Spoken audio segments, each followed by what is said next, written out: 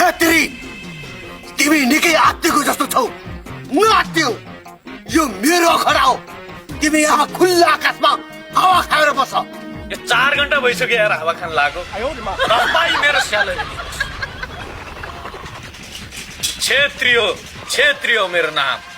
फलाम पिट्ने लुगा सिलाउने र बेत पढ्ने हो मेरो काम छेत्री तिमी धेरै स्यालेरीको पछि नलाग म तिमीलाई मरुजेलसम्मको तनखुवा दिन सक्छु अहिलेको लागि भने के खान्छौ तम्बाकु मगाऊ त्यो थर्ड क्लासको सुर्ती छ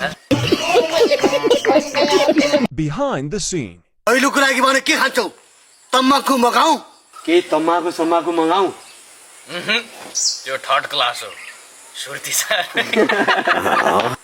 नात्यो न मजाले खुल्ला आकाशको हावा खाएर बस